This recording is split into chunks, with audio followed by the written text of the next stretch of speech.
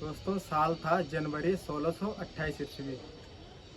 इस समय पे जो है भारत में मुगलों का शासन चलता था, जिसकी सत्ता पर बैठे थे शाहजहां। दोस्तों इस दौरान शाहजहां ने भारत भर में ताजपोशी के लिए निमंत्रण भेजा। इसी प्रकार से एक निमंत्रण गढ़वाल के राजा महिपत शाह को भी भेजा गया।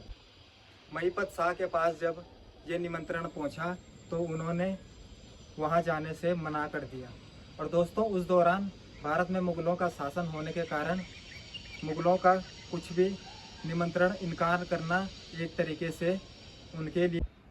इस दौरान भारत में मुगल शासन होने के कारण अगर कोई भी राजा या कोई भी रियासत इनके निमंत्रण को इनकार करती है तो ये इनके लिए साफ तौर पर एक गुस्ताखी माना जाता है।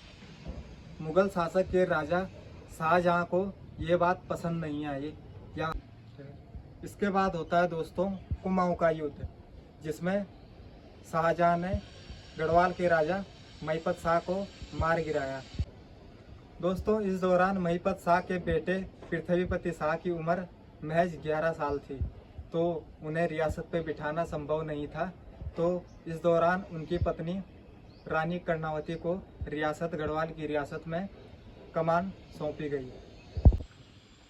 दोस्तों गढ़वाल के बड़े बड़े राजा की मृत्यु होने के कारण जो रानी कर्णावती की कमान थी वो आम जनता के लिए एक भय के रूप में बन चुकी थी। दोस्तों गढ़वाल की रियासत में महिला कमान होने के कारण मुगल शासकों को लगा कि अब तो गढ़वाल का जो रियासत है उसको हड़पने में बहुत आसानी होगी। इसके पश्चात दोस्तों शाहजहां ने मजावत खान को अपनी सेना के साथ गढ़वाल की ओर रवाना कर दिया। दोस्तों नजावत खान का जो सबसे पहला कार्य उसने किया, उसने हिमाचल के राजा को अपने अधीन कर लिया।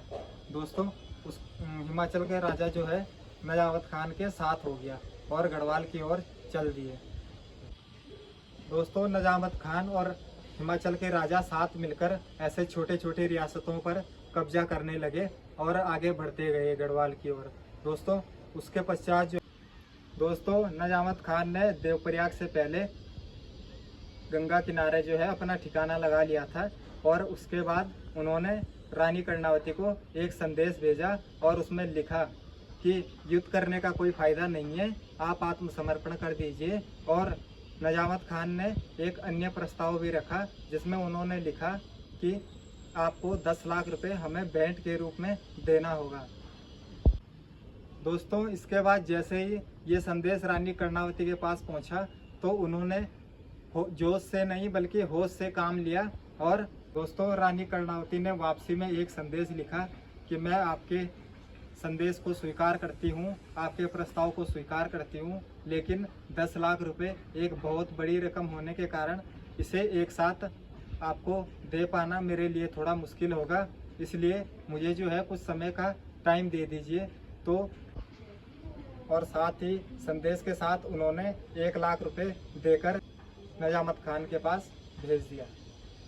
जैसे ही दोस्तों रानी कर्णावती का संदेश नजामत खान के पास पहुंचा तो नजामत खान के खुशी का ठिकाना नहीं रहा और उसे लगने लगा कि गढ़वाल की रियासत को हड़पने में अब वो सफल हो गया है। दोस्तों रानी कर्णावती ने जो पैसों को इकट्ठा करने के लिए नजावत खान से टाइम मांगा था, उसी टाइम में उन्होंने अपने मंत्रिमंडल और बाकी जो अन्य उनके सदस्य थे उनको साथ में लेकर एक रणनीति बनाई। दोस्तों रानी कर्णावती ने रणनीति कुछ इस प्रकार से बनाई थी कि जहां पर नजावत खान और उनकी सेना का ठिकाना लगाए हुए थे उन्हीं के आसपास जो भी बड़ी बड़ी पहाड़ियां थी उनके ऊपर पत्थर इकट्ठा करने शुरू कर दिए।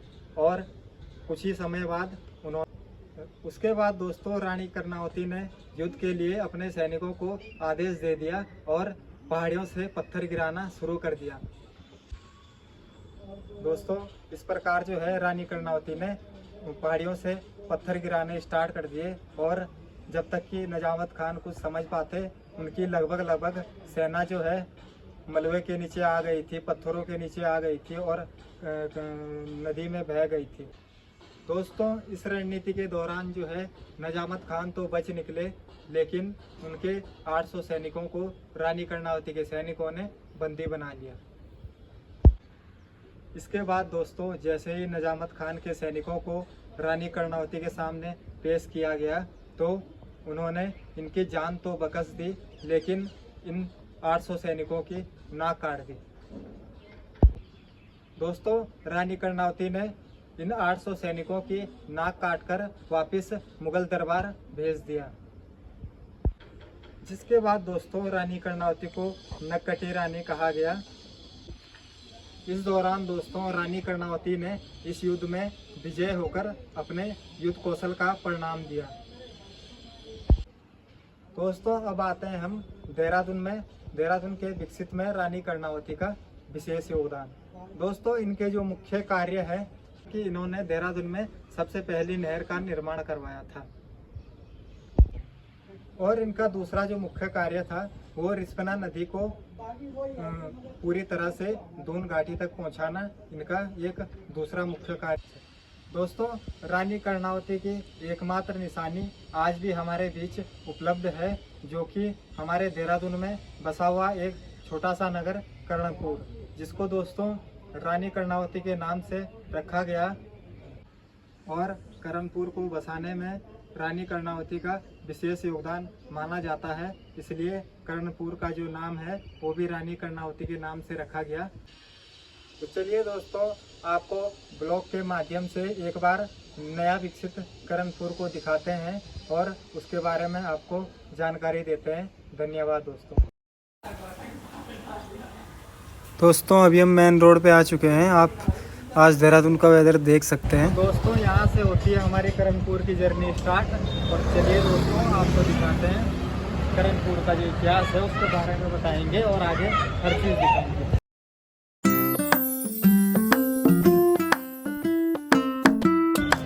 दोस्तों अभी हम पहुँच चुके हैं कर्णपुर के जो मेन सेंटर है, वहाँ पहुँच चुके हैं। इधर साइड पड़ता है दोस्तों आपका चावला चौक, और आगे सहस्त्र धारा। इधर साइड पड़ता है दोस्तों आपका घंटाघर। यहाँ हो चुकी है दोस्तों लड़ाई, गाड़ी ठोक दी एक बंदे ने। चलो दोस्तों यहाँ तो होती रहती है लड़ाई वड़ाई, आप बाकी चीज़ें देख सकते हैं अगर आपको